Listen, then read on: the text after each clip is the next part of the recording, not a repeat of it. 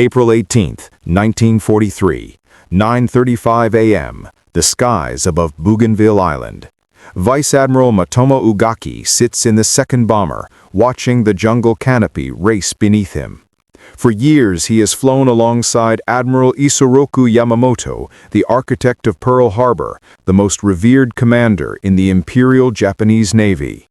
But this morning, at the last moment before departure, Yamamoto ordered him into a different aircraft. Ugaki glances forward through the cockpit window. There, flying 500 feet ahead, is Yamamoto's G-4M Betty bomber, its twin engines gleaming in the tropical sun. Then he sees them. Twin-tailed silhouettes, diving from above. American fighters, hundreds of miles from their nearest base. Impossible. The P-38 Lightning was supposed to be just another Allied fighter.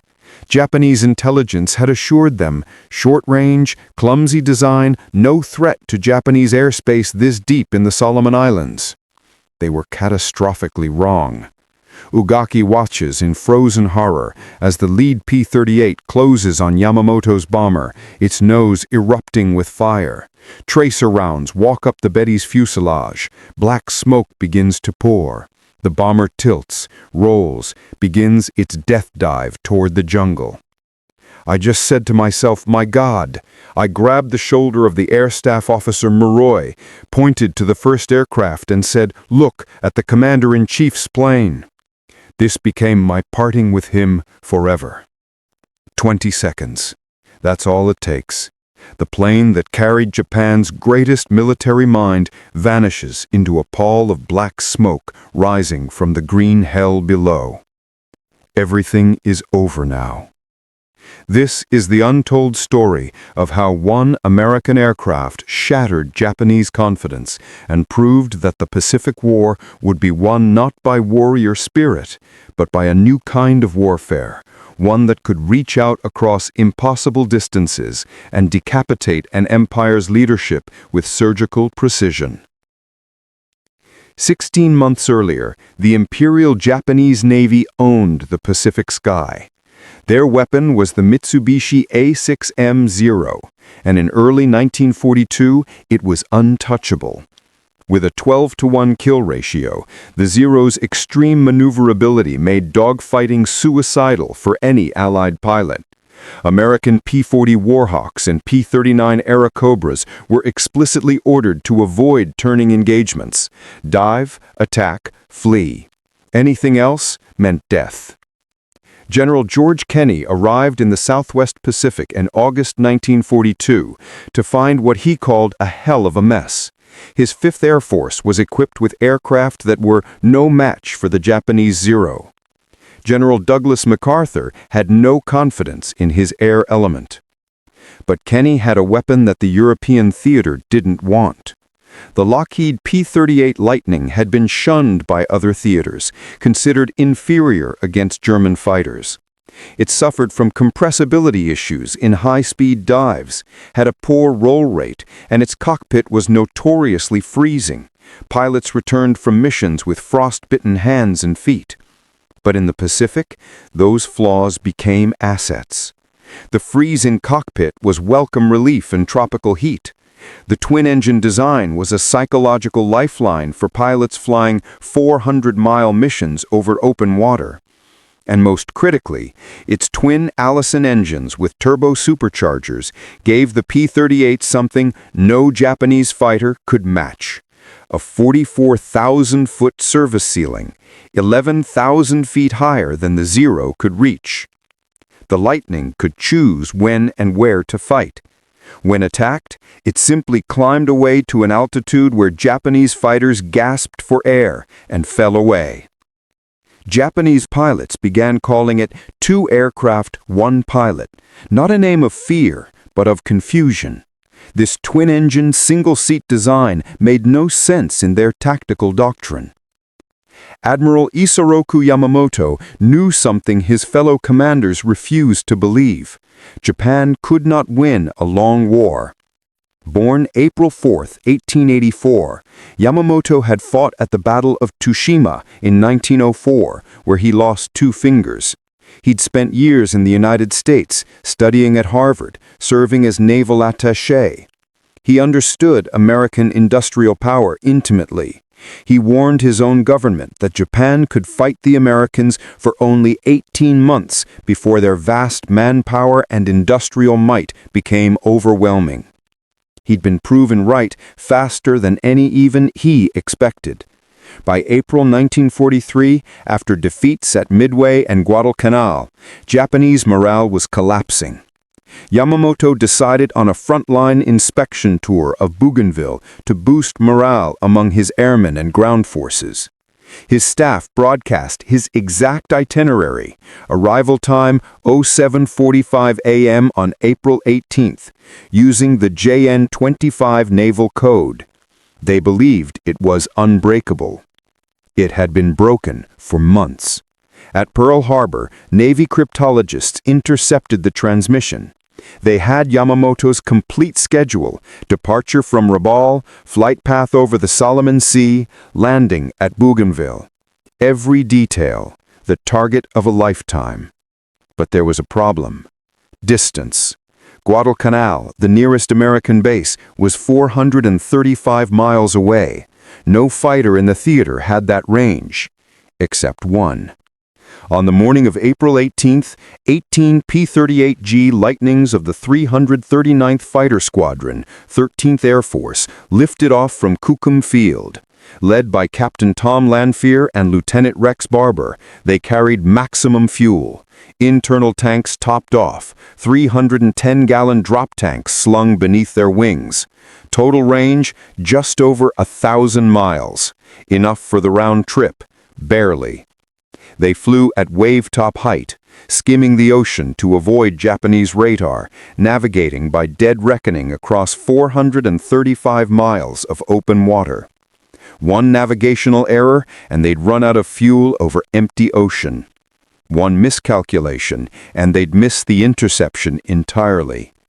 For 90 minutes, the P-38s raced north in total radio silence. At 9:34 a.m., they spotted the Japanese flight. 2 G-4M Betty bombers escorted by 6 A-6M-0 fighters, exactly where American intelligence predicted. The kill flight, 4 P-38s, broke away and dove toward the bombers. The remaining 14 climbed to intercept the Zero escorts. Japanese pilots looked up and saw the twin-tailed silhouettes diving from above. The shock was immediate. These fighters shouldn't exist. Not here, not now, not 435 miles from any American base. But they were real, and they were already firing.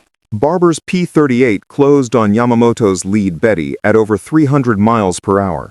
His 4.50 caliber machine guns and single 20mm cannon were mounted in the nose, creating a concentrated cone of fire. No wing-mounted guns to harmonize, no convergence issues. Point the nose at the target, pull the trigger. Simple. Devastating. The Betty's right engine exploded in flames. Barber kept firing, walking his rounds up the bomber's fuselage, shredding aluminum, piercing fuel tanks, killing crew. The Betty rolled left, trailing smoke, and dove for the jungle canopy. In the second Betty, Ugaki watched it happen in real time. The next glance revealed that the plane was no more to be seen, only a pall of black smoke rising from the jungle. His own bomber was already under attack. Lanphier's P-38 raked it from tail to nose. The Betty's controls went dead. Pilot Hiroshi Hayashi fought to keep it airborne, but at 09:36 a.m., 1 minute after first contact, the crippled bomber slammed into the sea at full speed. Ugaki survived. Barely. He was one of only 3 men pulled from the wreckage. As Japanese rescue boats fished him from the waves, he stared at the pillar of black smoke rising from the jungle. Somewhere in that inferno was Admiral Yamamoto, the man he'd served beside for years, the architect of Japan's Pacific strategy, the only senior commander who truly understood what was coming. The following day, April 19th, a Japanese Army search party, led by 2nd Lieutenant Tsuyoshi Hamasuna, located the jungle crash site. They found Yamamoto's body still strapped in his seat, thrown from the aircraft, grasping his samurai sword. The autopsy revealed 2.50 caliber bullet wounds. He was dead before the plane hit the trees. Above Bougainville, the P-38s turned for home. All 16 survived. They'd flown 435 miles, executed a precision assassination, fought through zero escorts, and had enough fuel to make it back. The mission had taken every drop of the P-38's range, every advantage of American intelligence, every benefit of technological superiority.